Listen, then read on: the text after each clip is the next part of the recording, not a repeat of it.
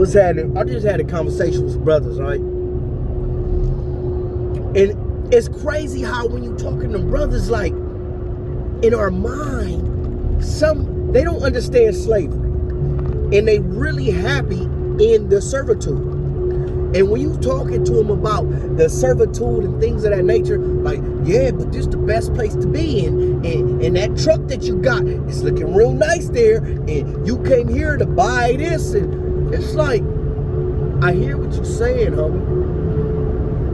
But there's other places where people don't have trucks. And the stress level ain't as high. The cancer rate ain't as high. They actually living better lives. But we here in this system, so we adapt to the system that we're living in. I was talking to a sister from Africa, and the sister said it's easier to gather the money in Africa to come to America than get the money in America to go to Africa. Think about that for a minute. Just think about that. Feel me? So then they start talking about we got hoods, and every nation on the face of the planet started off as a hood. Everyone. And every hood didn't start off as a hood. Every hood started in the mind of one individual. The name of that hood didn't start in the mind of 50 people. It started in the mind of one. It was probably something that came from the mind of one into the mind of this one that threw something back. They put it together and say, you know what? That's a hood. Bouncing off ideals. That's how gangs and things started. But every nation started as a gang. Everyone. There wasn't one that started as a big, plentiful nation that was big and had all this territory. None of them started like that. People need to get that out of their head. Like the United States of America started off with 50 states. It did not. Like, you could read the history and see what happened. Napoleon didn't start off owning all this territory. Rome didn't start off owning all this territory. No, they fought. People died.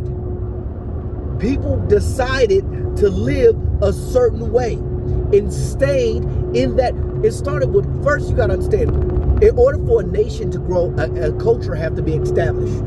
And in order for a culture to actually establish itself, you're going to need fanatics. You need to find fanatics that's fanatical about that culture, that's going to get in that culture and stick to it no matter what. You're going to need followers.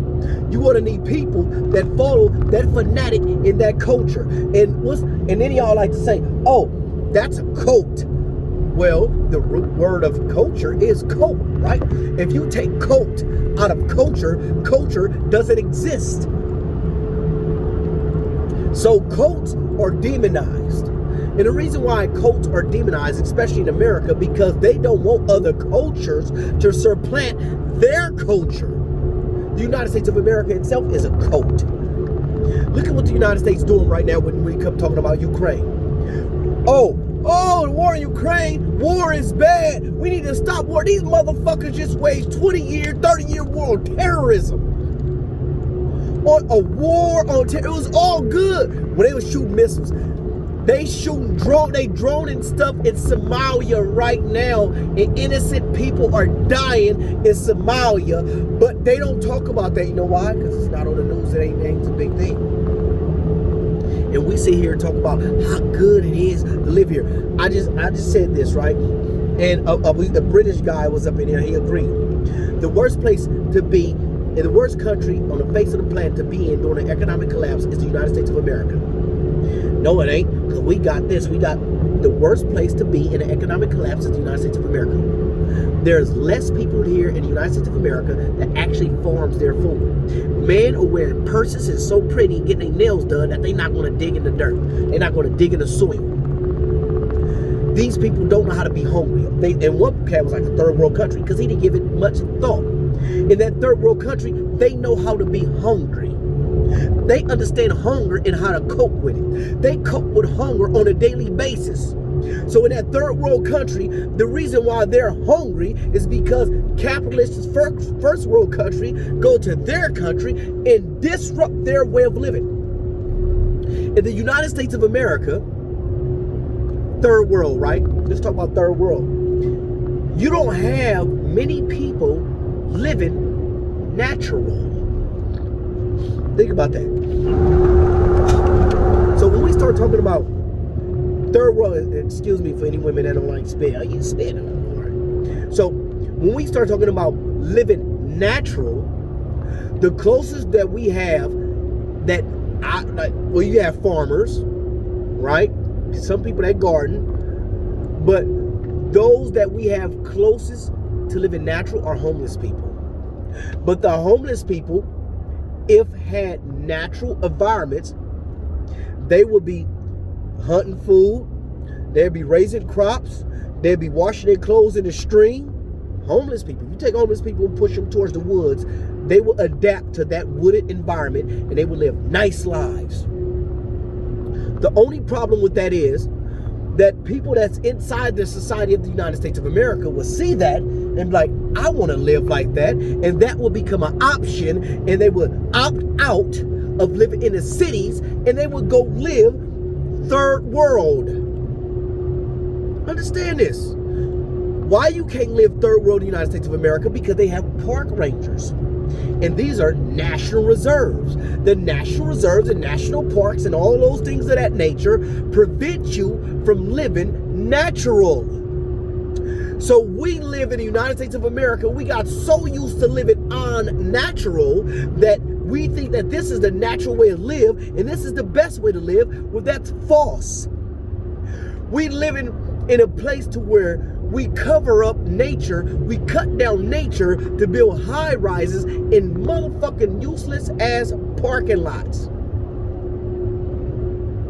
Parking lot is the most useless thing on the face of the planet. And if we wasn't living so unnatural, we'd have to move and be in places that where we are. And we'll spend more of our time working to sustain our living and less time populating in unnatural, unsustainable environments. Right now it's unsustainable.